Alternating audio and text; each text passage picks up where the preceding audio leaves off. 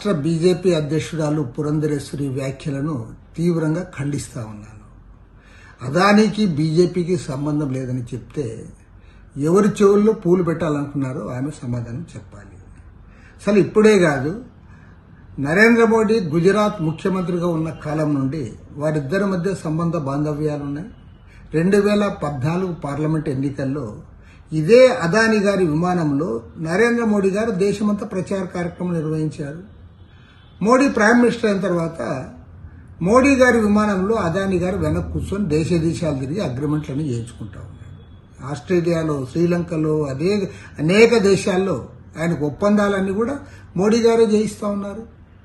చివరికి ఆయన పైన హిండెన్బర్గ్ నివేదిక వచ్చిన సందర్భంలో కూడా మోడీ, అమిత్ షా ఆయన్ని కాపాడి ఆయనకు ఒత్తాసుగా ఉండి ఆయన నిలబెట్టారు.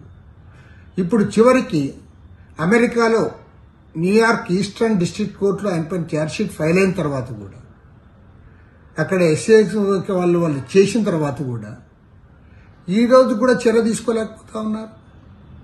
వాళ్ళు చాలా స్పష్టంగా చెప్పారు, 4 రాష్ట్రాల్లో 2,100 కోట్ల రూపాయలు లంచాలు ఇచ్చారు, సెకీ ద్వారా సోలార్ పవర్ అగ్రిమెంట్ చేసుకున్నారు అని క్లియర్గా పరిశీలన చేసి నివేదిక ఇచ్చిన తర్వాత కూడా ఈ రోజు కూడా వాళ్ళు మాట్లాడలేకపోతా ఉన్నారు.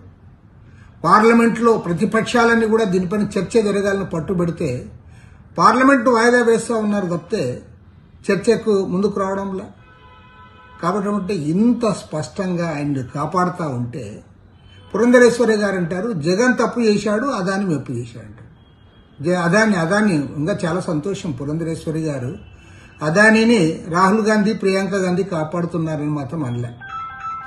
అందరికీ తెలుసు. నేను పురంధరేశ్వరి గారికి చెప్పేది ఏమంటే, అమ్మా నీవు కాంగ్రెస్ లో కేంద్ర మంత్రిగా ఉన్నప్పటికి నుండి అప్పటికే అదానికి మోడీకి సంబంధం ఉంది, బీజేపీకి అదానికి సంబంధం ఉంది. కాబట్టి ఏమంటే ఇవాళ చాలా క్లియర్గా ప్రపంచానికి తెలిసిపోయింది. ఇప్పుడైనా సరే కేంద్ర ప్రభుత్వం స్పందించాలి. మీరే ఆయన్ని కాపాడుతా ఉన్నారు.